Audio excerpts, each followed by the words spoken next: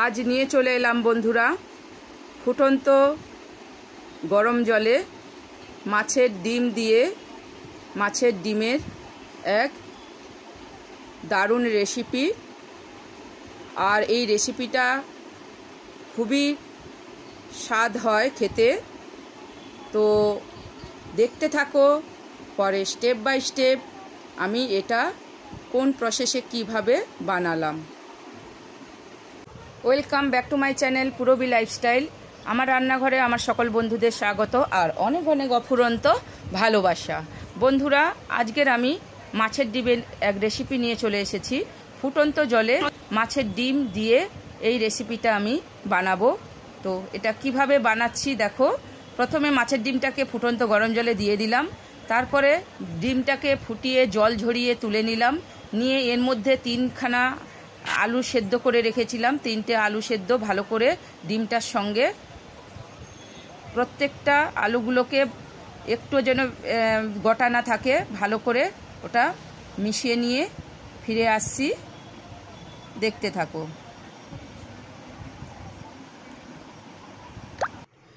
ডিমটাকে আমি ভালো করে মাখিয়ে নিয়েছি। এবারে আমি এর মধ্যে পেঁয়াজ দেব, অল্প পরিমাণ পেঁয়াজ দিলাম। আর এখানে একটা পাতিলেবুর রস দিয়ে দেব। এবারে আমি এর মধ্যে পাতিলেবুর রস দিয়ে দিচ্ছি আর দিয়ে দিচ্ছি লাল লঙ্কার গুঁড়ো, জিরে গুঁড়ো, ধনে গুঁড়ো আর হলুদ গুঁড়ো দিয়ে দিলাম। দিয়ে এটা ভালো করে মিশিয়ে নেব। আর এখানে দিয়ে দেব পরিমাণ মতো লবণ। এবারে মিশ্রণটাকে ভালো করে মাখিয়ে নেব, সুন্দর করে মাখিয়ে নেব, ভালো করে মিশিয়ে নেব একসঙ্গে।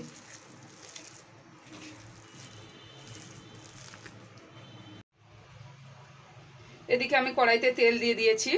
এবারে এক এক করে দিয়ে দেব।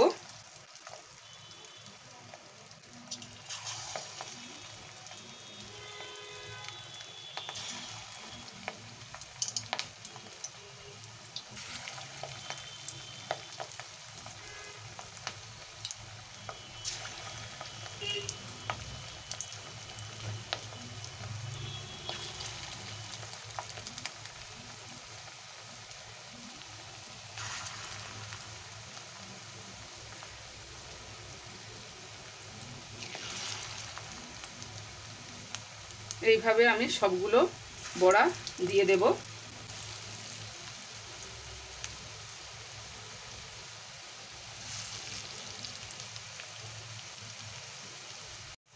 বড়াগুলো আমার ভাজা হয়ে গেছে। এবারে আমি উঠিয়ে নেব।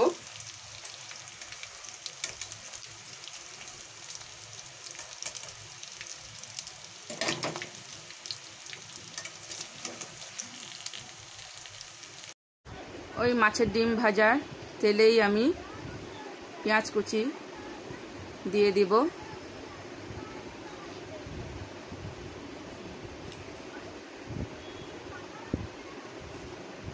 এবারে পেঁয়াজ কুচিটা আমি ভালো করে তেলের সঙ্গে মিশিয়ে ভালো করে ভেজে নেব। এবারে এর মধ্যে আমি কিছু মশলা দেব। 1 চামচ লঙ্কা গুঁড়ো, 1 চামচ জিরে গুঁড়ো, ধনে গুঁড়ো আর হলুদ গুঁড়ো 1 চামচ করে সব আমি এর মধ্যে দিয়ে দিলাম। এই সময় গ্যাসের ওভেনটাকে একদম লোতে রাখতে হবে।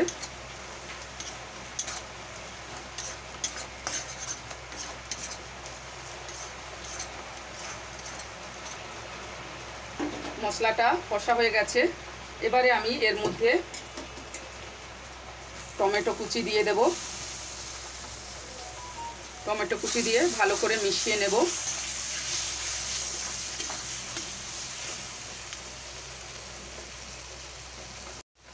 এক চামচ আদা রসুনের পেস্ট দিলাম। এটাকে ভালো করে মিশিয়ে নেব।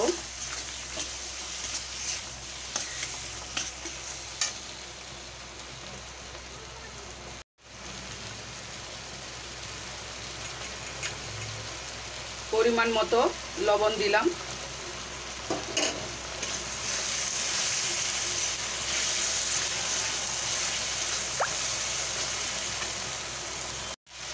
মশলাটাকে আমি 4 মিনিট ধরে ভালো করে কষে নেব, রান্না করে নেব যতক্ষণ না টমেটোটা গলে যায়।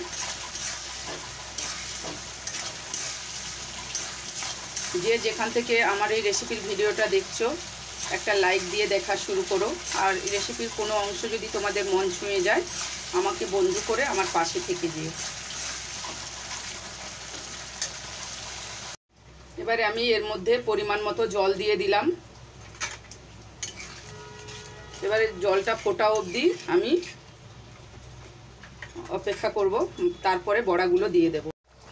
এবারে ঝোলটা ফুটে গেছে, আমি ভেজে রাখা বড়াগুলো আস্তে আস্তে দিয়ে দেব।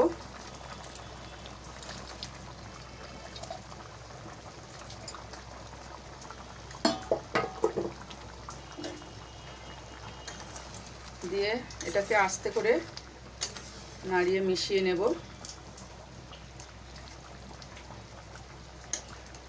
2 মিনিট আরও রান্না করে নেব। রান্নাটা আমার কমপ্লিট। এবারে আমি 4 ভাগের 1 ভাগ আমি গরম মশলা দিয়ে দিচ্ছি। এটাকে নাবিয়ে আমি একটা সার্ভিং প্লেটে সার্ভ করে তোমাদেরকে দেখাচ্ছি কতটা সুন্দর হয়েছে। এই রেসিপিটা খেতে খুবই সুন্দর হয়। তো বন্ধুরা দেখো আমি একটা প্লেটে সার্ভ করছি। তো যে যেখান থেকে আমার এই রেসিপির ভিডিওটা দেখছো, ভিডিওটা যদি আমার কোনো অংশ ভিডিওর তোমাদের মন ছুঁয়ে যায়, একটা লাইক কমেন্ট শেয়ার করে আমার চ্যানেলটিকে সাবস্ক্রাইব করে দিও।